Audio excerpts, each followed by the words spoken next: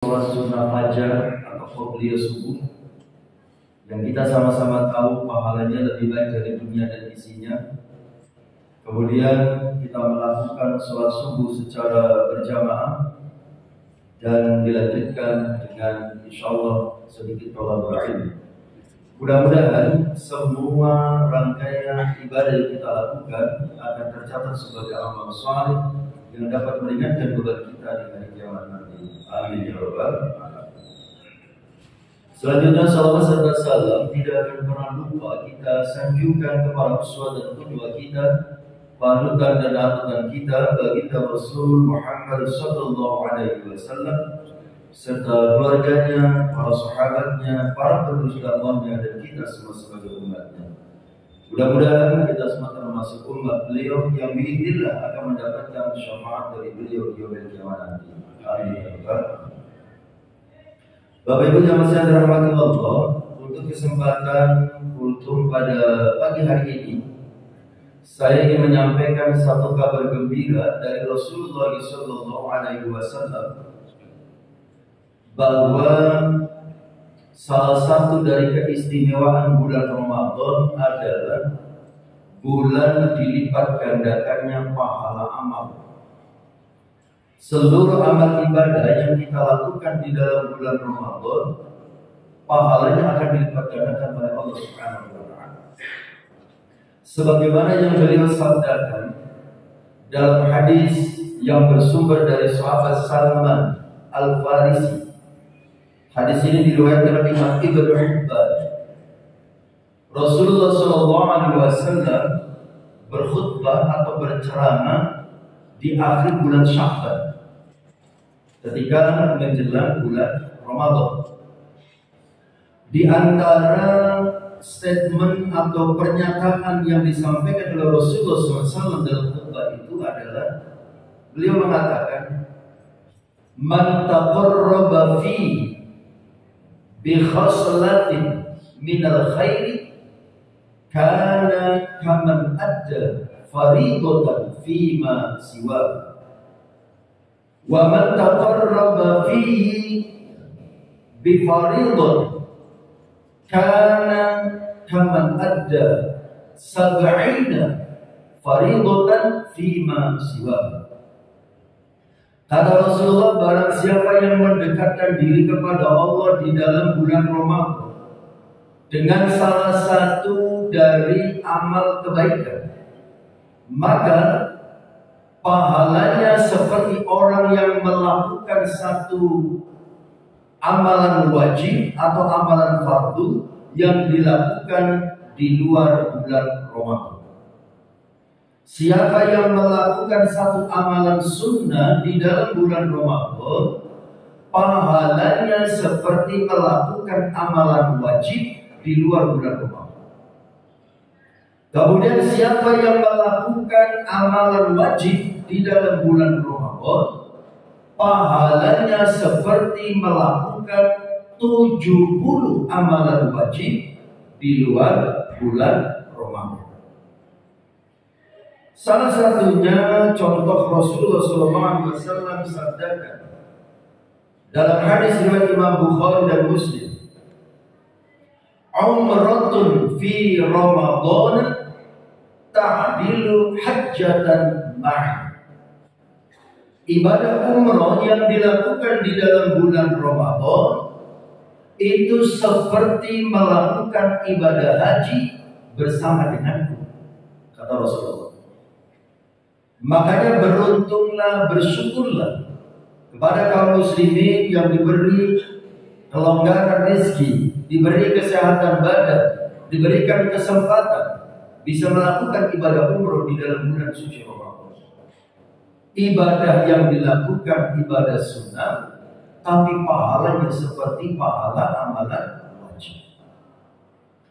Kemudian contoh lagi dalam hadis yang lain, riwayat Imam Tirmidzi, Rasulullah SAW bersabda, "Tasbihatun fi Ramadan afdalu min alfi tasbihatin fi ghairi." Satu kali bacaan tasbih yang kita baca di dalam bulan Ramadan itu pahalanya lebih baik, lebih utama dibandingkan dengan bacaan tasbih 1000 kali di luar bulan Ramadan. Jadi kita baca subhanallah 1 kali di dalam bulan Ramadan, itu pahalanya lebih baik, lebih utama dibandingkan bacaan tasbih 1000 kali di luar bulan Ramadan. Oleh karena itu, marilah momentum bulan Ramadan ini betul-betul dapat kita gunakan untuk memperbanyak amal soleh, mengumpulkan pundi-pundi pahala. Mumpung kita diberikan kesempatan untuk mendapatkan pelipat gandaan pahala dari Allah Subhanahu wa Ta'ala.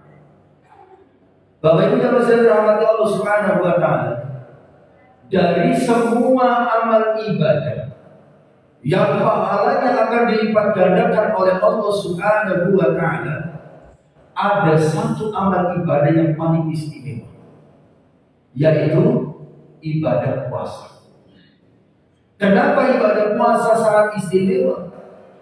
Karena ketika amal ibadah yang lain dilipat gandakan pahalanya oleh Allah dengan jumlah yang jelas, dengan jumlah yang terbatas, dikecualikan ibadah puasa.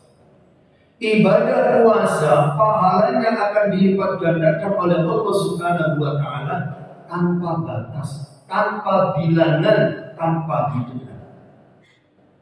Sebagaimana yang disabdakan oleh Rasulullah SAW dalam hadis riwayat Imam Bukhari dan Muslim, hadis kursi.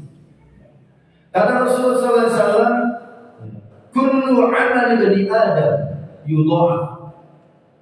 Kullu, setiap, amali, amal ibni Adam, anak keturunan Nabi Adam.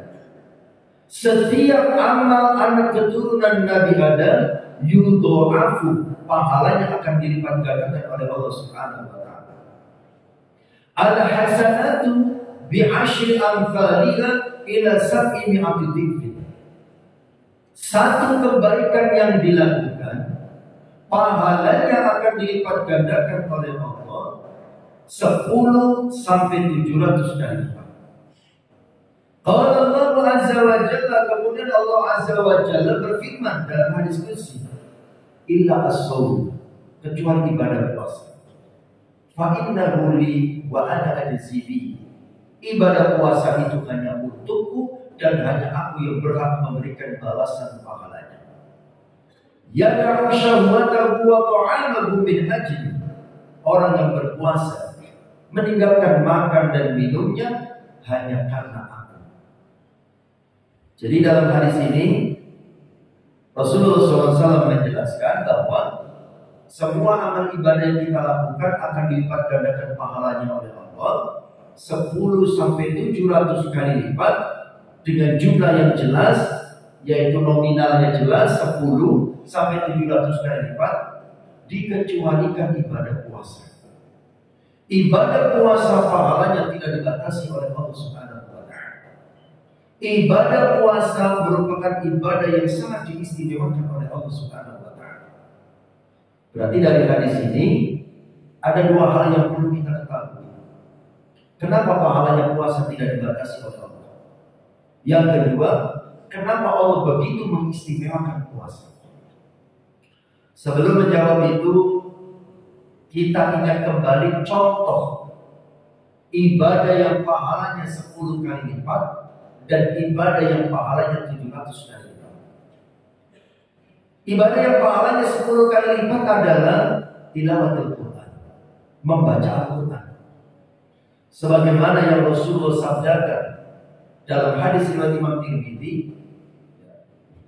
Ini kayaknya pernah, enggak pernah. Bunyi pada? Bunyi kan? Ibadah yang contohnya dilipat gandakan 10 kali lipat. Rasulullah sabdakan dalam hadis riwayat Imam Tirmidzi, man qara'a harfan min kitabillah falahu hasanah wal hasanatu bi asyri amthaliha. La aqulu alif lam mim harfun bal alifun harfun wa lamun harfun wa mim harfun. Kata Kanjeng Nabi, barang siapa yang membaca satu huruf saja dari Al-Quran, maka dia akan mendapatkan satu kebaikan. Dan satu kebaikan tadi dilipat gandakan 10 kali lipat pahalanya. Ketika kita membaca Alif Lam Mim, berarti 3 huruf kita baca. Alif Lam Mim. Berarti kita mendapatkan 3 kebaikan yang pahalanya dilipat gandakan 10 kali lipat. Jadi baca Alif Lam Mim itu pahalanya 30. Itu baru Alif Lam Mim. Apalagi kalau ayatnya panjang. Apalagi kalau kita sampai khatam dalam membaca Al-Quran. Kira-kira kalau khatam berapa pahala yang dilipatkan? Kita hitung saja jumlah huruf yang ada dalam Al-Quran, mulai dari Bismillahirrahmanirrahim sebelum Al-Fatihah sampai minal jinnati wan nas, akhir dari surat An-Nas. Kemudian dikalikan 10. Imam Syafi'i, kita nggak usah repot-repot hitung. Imam Syafi'i sudah pernah menghitungnya. Kata Imam Syafi'i, jumlah huruf yang ada dalam Al-Quran mulai dari Bismillahirrahmanirrahim sebelum Al-Fatihah sampai minal jinnati wan nas, akhir dari surat An-Nas. Berarti seluruh Al-Quran 30 juz, 114 surat, 6.666 ayat. Itu jumlah hurufnya kata Imam Syafi'i ada 1.027.000 huruf. Berarti kalau kita khatam membaca Al-Quran, pahalanya adalah 1.027.000 dikalikan 10. Berarti 10.270.000 pahala yang akan kita dapatkan. Ya. Makanya di bulan Ramadan ini kita harus punya target menghatamkan Al-Quran. Ya. Minimal 1 kali. Ya. 1 kali itu berarti 30 juz gitu ya. Kita bagi 30 hari, 1 hari 1 juz. 1 juz itu kalau Al-Quran standar itu cuma 10 lembar. 10 lembar biar tidak berat, kita bagi 5 kali sholat wajib. Berarti praktiknya bagaimana? Sebelum sholat subuh 1 lembar saja, cuma 2 pegang, itu gak nyampe 10 menit. Kemudian setelah sholat subuh 1 lembar, sebelum zuhur 1 lembar, pada zuhur 1 lembar, sebelum asar 1 lembar, pada asar 1 lembar. Sudah 6 lembar, tinggal 4 lembar. Untuk qobla maghrib sama ba'da maghrib mungkin repot ya, karena persiapan berbuka dan melakukan kegiatan berbuka. Oke, maghrib kita lewat. Qobliyah isya mungkin repot. Oke, kita rapel ba'da tarawih 4 lembar, jatahnya maghrib, jatahnya isya, gitu ya, masing-masing 2 lembar dibaca setelah tarawih. 4 lembar itu gak nyampe 1 jam. Padahal kita kalau buka HP itu kan betah berjam-jam, gitu ya.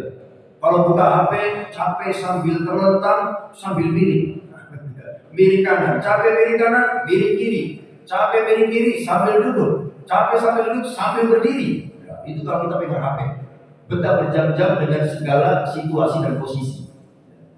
Baca Al-Quran ini tidak lama untuk 1 juz itu. Kalau kita bagi seperti tadi, ya, 1 lembar sebelum dan setelah sholat, ya, itu gak nyampe 10 menit kita melakukan. Ya. Nah itu 1 juz. Ya. Nah kalau itu kita istiqomah kita lakukan, maka 1 bulan kita khatam 1 kali. Bapak yang dirahmati Allah, itu contoh amal ibadah yang pahalanya dilipat gandakan 10 kali lipat. Kemudian contoh amal ibadah yang pahalanya 700 kali lipat terdapat di dalam surah Al-Baqarah ayat 261. Kata Allah, "Mathalul ladzina yunfiquna amwalahum fi sabilillah kamathali habbatin ambatat sab'a sanabila fi kulli sunbulatin mi'atu habbah. Wallahu yudha'ifu liman yasha wallahu wasi'un 'alim." Perumpamaan orang-orang yang menginfakkan hartanya di jalan Allah. Di jalan Allah berarti di jalan yang diridhoi oleh Allah seperti menyantuni anak yatim, menyantuni fakir miskin, ikut berkontribusi dalam kegiatan berbuka puasa bersama. Kemudian lagi kalau yang agak jauh, kita nyumbang saudara-saudara kita di Palestina. Ya, biasanya di kota Kediri suka ada lembaga yang mendatangkan syekh atau imam dari Palestina. Nah, kalau kita berkesempatan mendapatkan itu, ya, titipkan sebagian rezeki kita untuk disalurkan kepada saudara-saudara kita di Palestina sana. Kita sama-sama melihat bagaimana penderitaan saudara-saudara kita di sana, begitu mengerikan. Ya.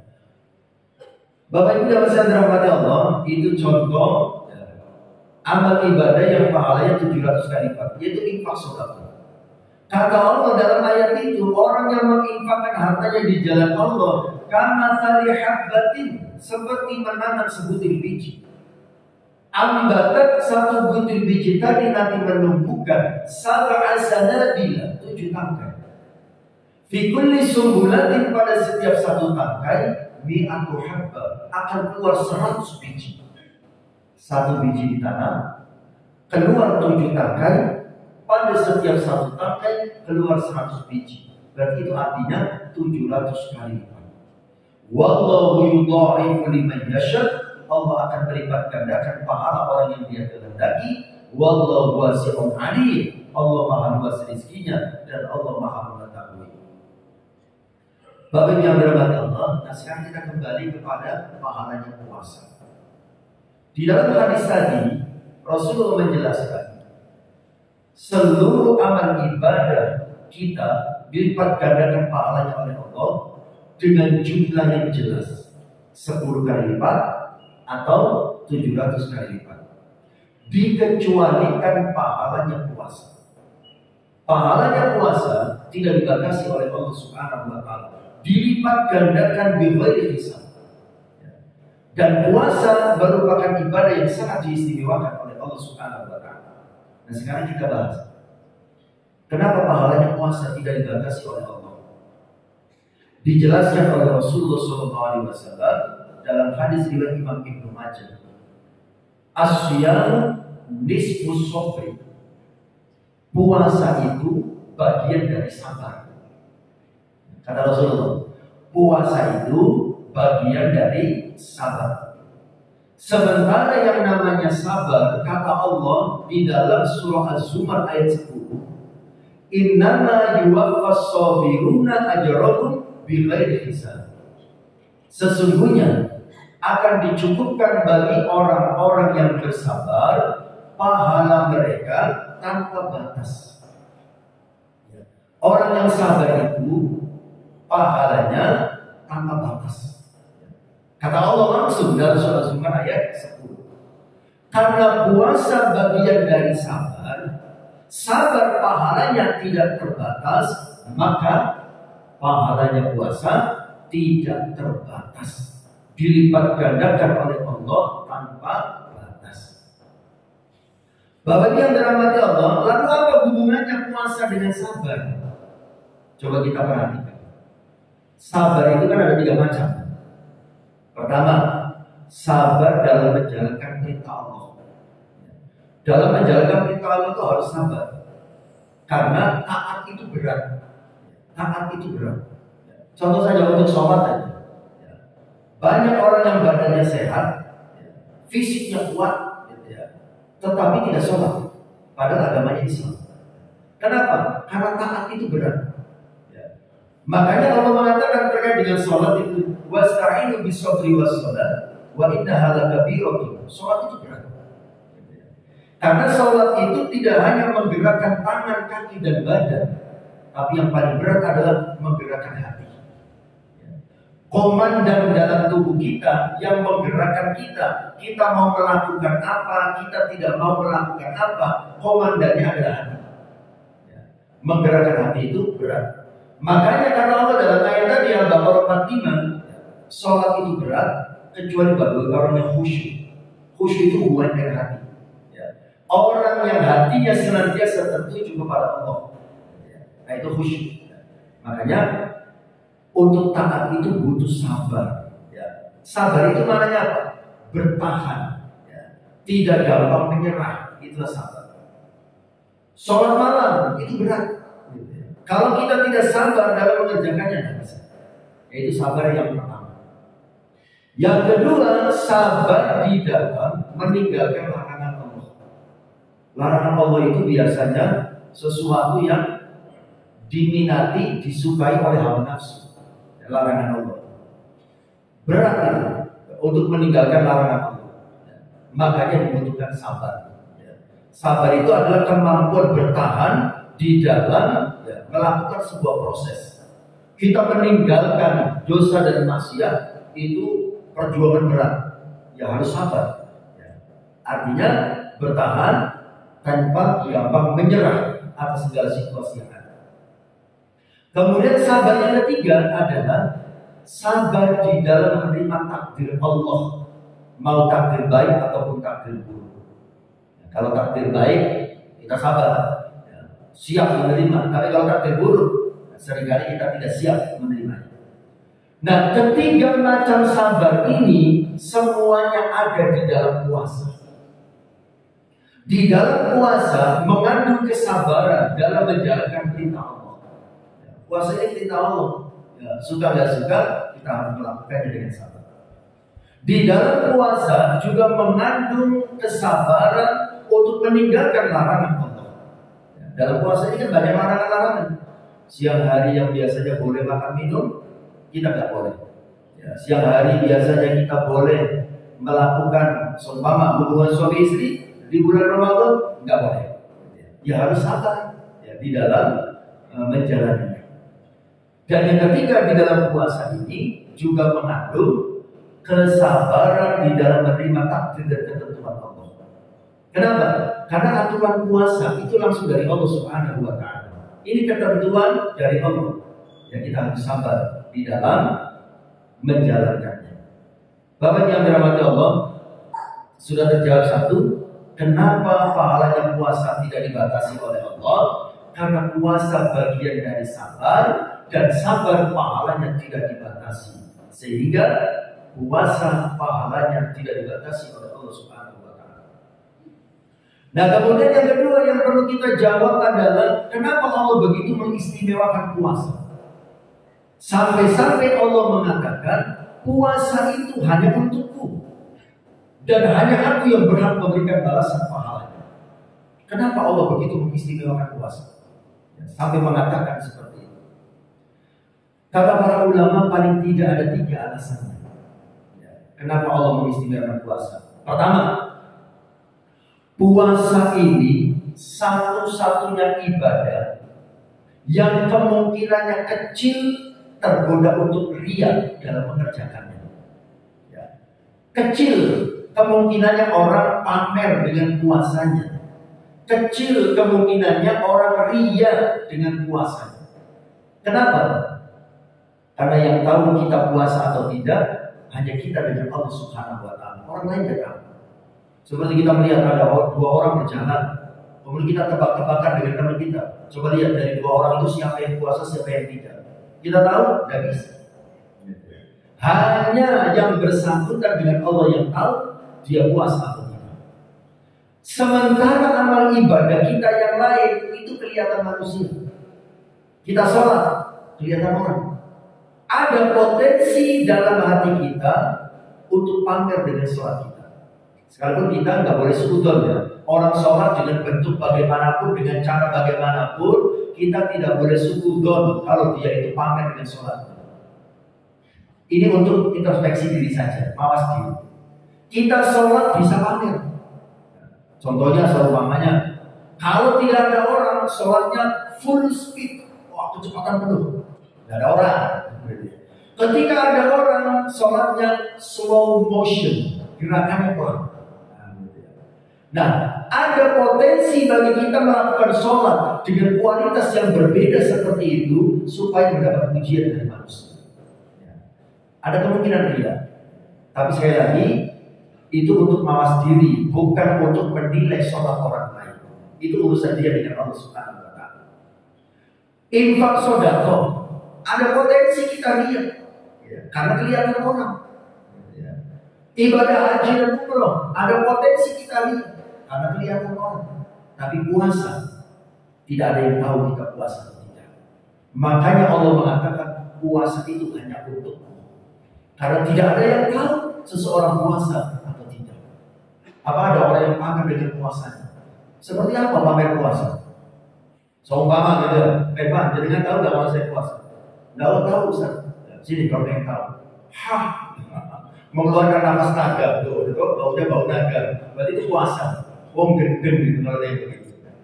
Jadi puasa itu satu-satunya ibadah yang kita tidak bisa pamer, kecil kemungkinannya untuk ria. Makanya puasa diistimewakan oleh Allah. Puasa itu hanya untukku, kata Allah. Yang kedua, kenapa puasa diistimewakan oleh Allah Subhanahu wa Ta'ala? Alasan yang kedua, pahala puasa itu tidak habis untuk menebus dosa. Sementara amal ibadah yang lain itu pahalanya habis untuk menebus dosa. Itu Allah sendiri yang mengatakan di dalam hadis kursi riwayat Imam Ahmad. Kata Allah dalam hadis kursi, kullul amal kafaratun. Kullu setiap al-amali amal kafaratun sebagai penebus dosa. Illa as-sawm, kembali Allah mengatakan kecuali puasa. Wa-sawmu li, puasa itu hanya untukku. Wa ana ajzi bihi, dan hanya aku yang berhak memberikan balasan pahalanya. Contohnya diriwayatkan oleh Imam Muslim. Contoh amal ibadah itu pahalanya untuk menebus dosa. Riwayat Imam Muslim, Rasul bersabda, as-salawatul khamsu wal jumu'atu ilal jumu'ati mukaffiratun lima bainahunna majtunibatil kabair.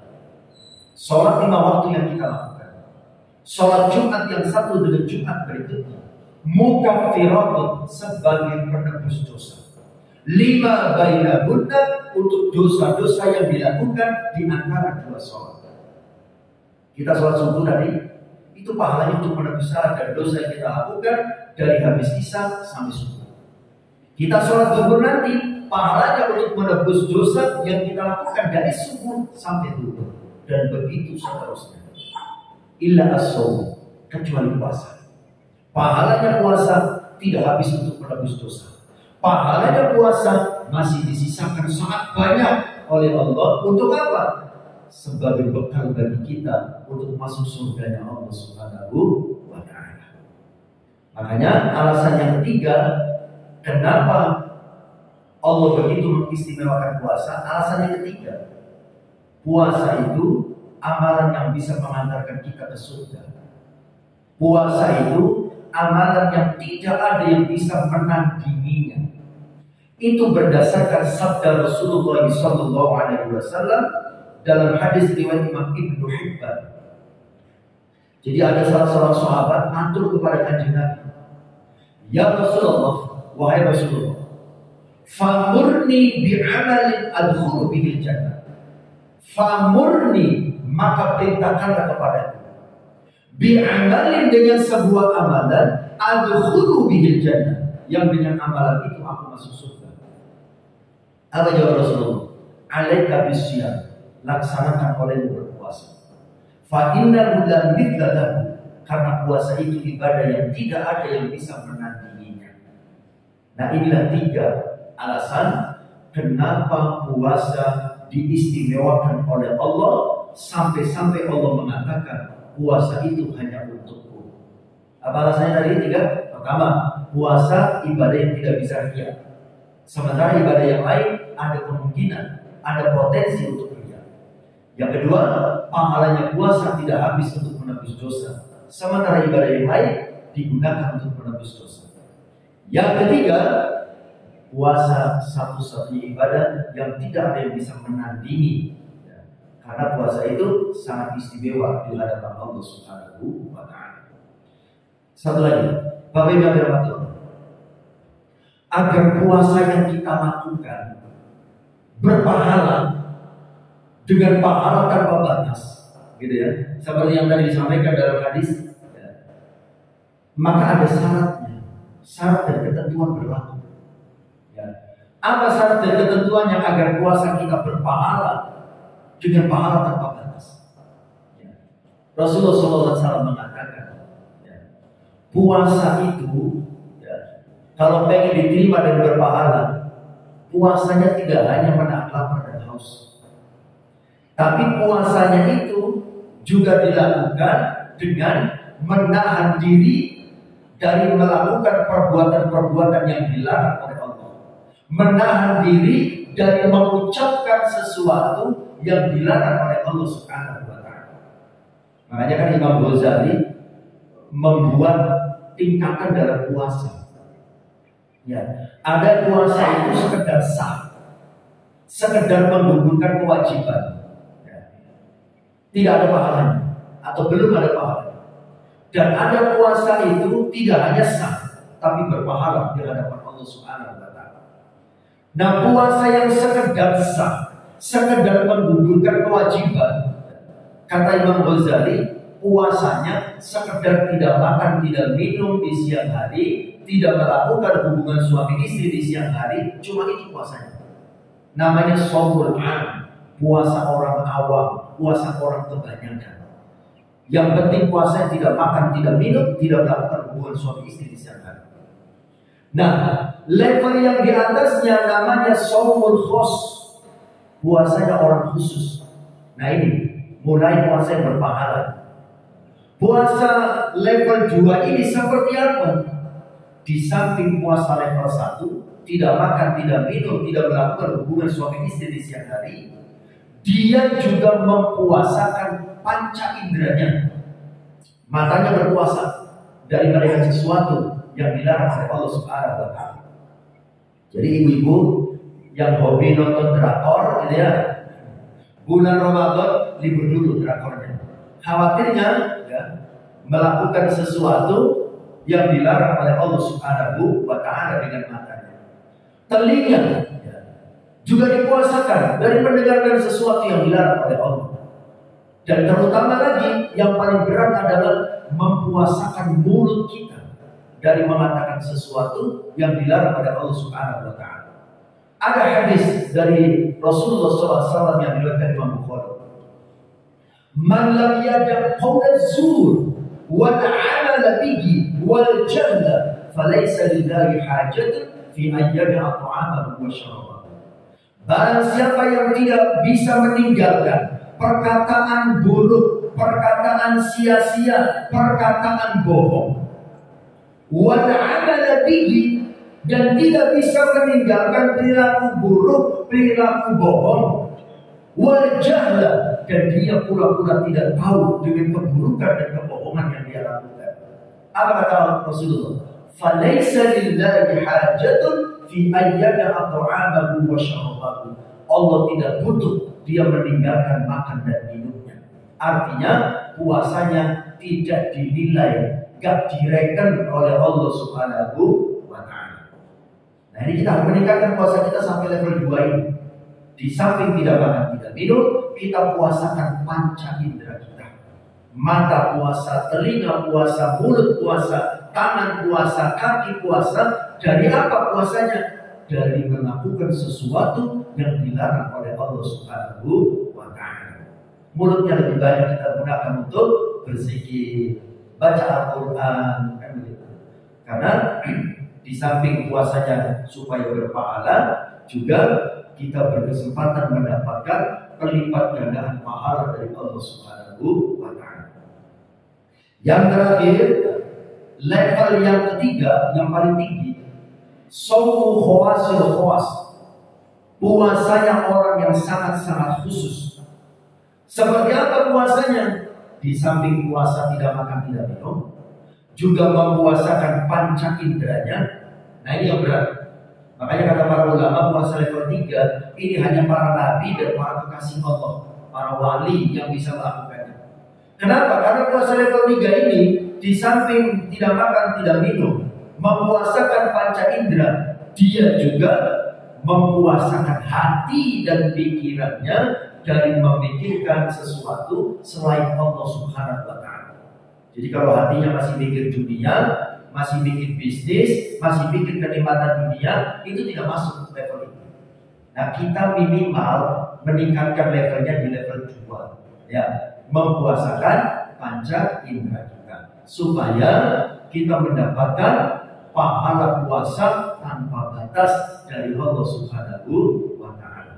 Saya kira ini saja Bapak Ibu yang dirahmati Allah yang bisa disampaikan. Mudah-mudahan ini menjadi semangat dan motivasi buat kita untuk mengisi hari-hari kita, waktu-waktu kita di bulan Ramadan untuk sesuatu yang bermanfaat, yang bernilai ibadah, tidak melakukan tindakan dosa dan maksiat, sehingga kita berhak mendapatkan keutamaan puasa. Mudah-mudahan kita semua diberikan istiqomah oleh Allah Subhanahu wa Ta'ala. Demikian kita akhiri dengan hamdalah dan kafaratul majlis. Alhamdulillahirabbil alamin. Subhanakallahumma wa bihamdik asyhadu an la ilaha illa anta astaghfiruka wa atubu ilaik. Wassalamualaikum warahmatullahi wabarakatuh.